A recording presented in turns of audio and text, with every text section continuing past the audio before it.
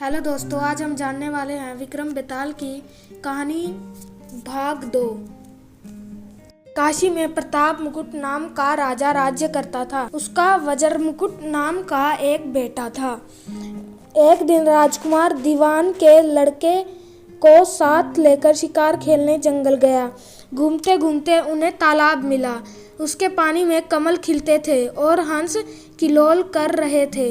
किनारों पर घने पेड़ थे जिन पर पक्षी चहचहा रहे थे। दोनों मित्र वहां रुक गए और तालाब के पानी में हाथ मुंह धोकर ऊपर महादेव के मंदिर पर गए। घोड़ों को उन्होंने मंदिर के बाहर बांध दिया।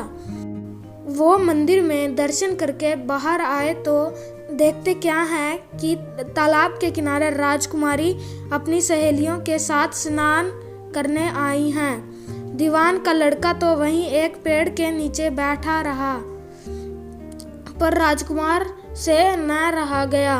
वह आगे बढ़ गया। राजकुमारी ने उसकी ओर देखा तो वह उस पर मोहित हो गया। राजकुमारी भी उसकी तरफ देखती रही। फिर उसने किया क्या कि जूड़े में से कमल का फूल निकाला, कान से लगाया, दांत से कुतरा, पैर के नीचे दबाया और फिर छाती से लगा अपनी सखियों के साथ चली गई।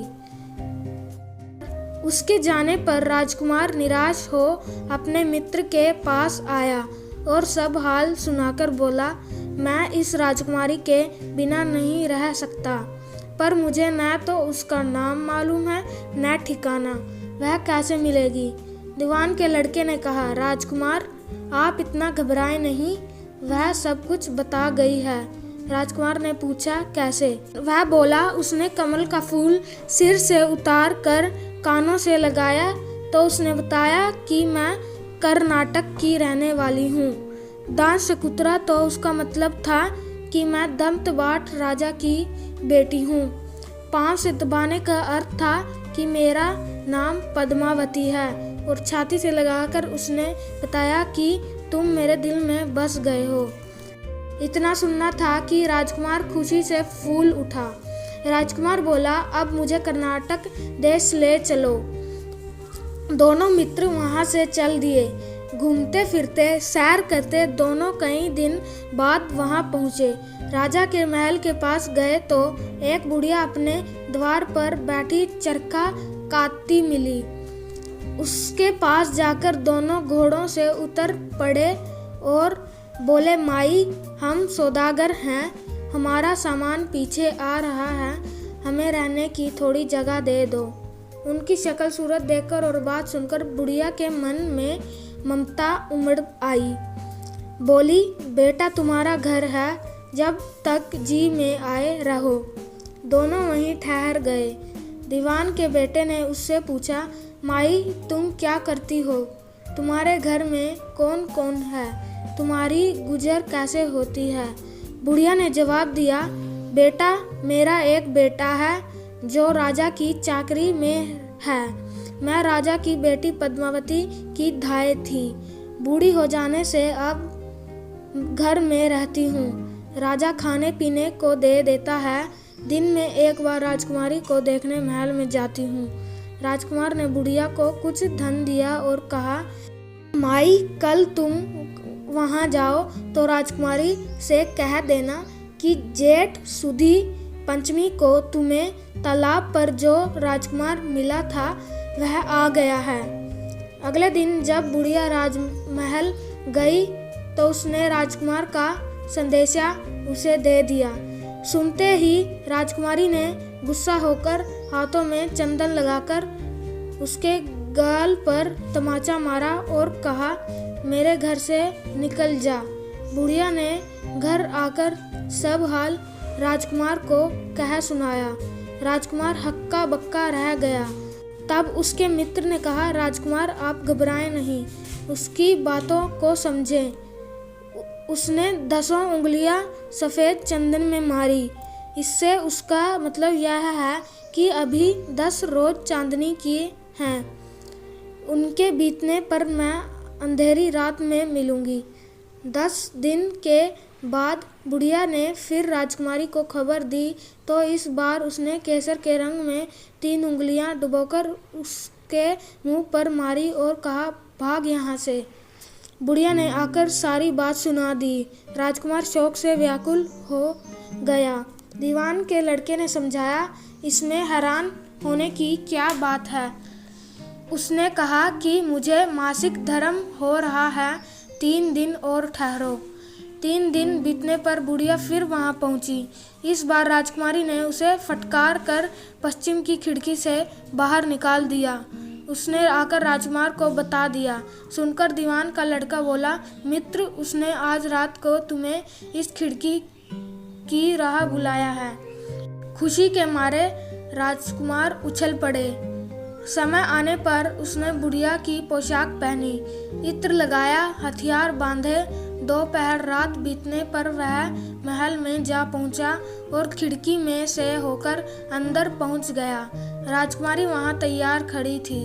वह उसे भीतर ले गई। अंदर के हाल देखकर राजकुमार की आंखें खुल गई। एक से एक बढ़कर चीजें थी। भर राजकुमार राजकुमारी के साथ रहा। जैसे ही दिन निकलने को आया कि राजकुमारी ने राजकुमार को छुपा दिया और रात होने पर फिर बाहर निकाल दिया। इस तरह कई दिन बीत गए। अचानक एक दिन राजकुमार को अपने मित्र की बात याद आई। उसे चिंता हुई कि पता नहीं उसका क्या हुआ होगा। उदास देखकर राजकुमारी ने कारण पूछा तो उसने बता दिया। राजकुमार बोला, वह मेरा बड़ा प्यारा दोस्त है, बड़ा चतुर है। उसकी होशियारी से ही तो तुम मुझे मिल पाई हो। राजकुमारी ने कहा, मैं उसके लिए बढ़िया बढ़िया भोजन बनवाती हूँ, तुम उसे खिलाकर तसल्ली देकर लौट आना।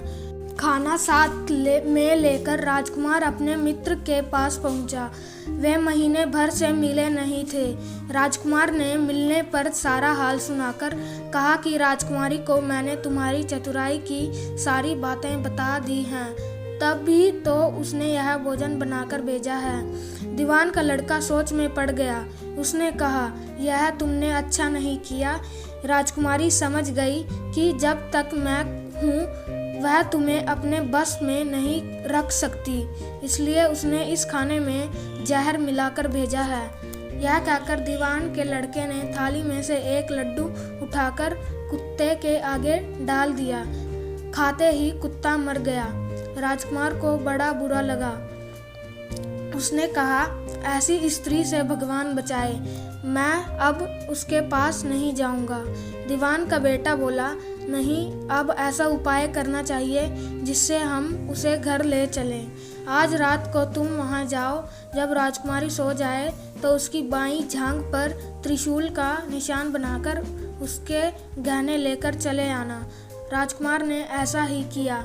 उसके आने पर दीवान का बेटा उसे साथ ले योगी का भेष बना मरघट में जा बैठा और राजकुमार से कहा कि तुम ये गहने लेकर बाजार में बेच आओ।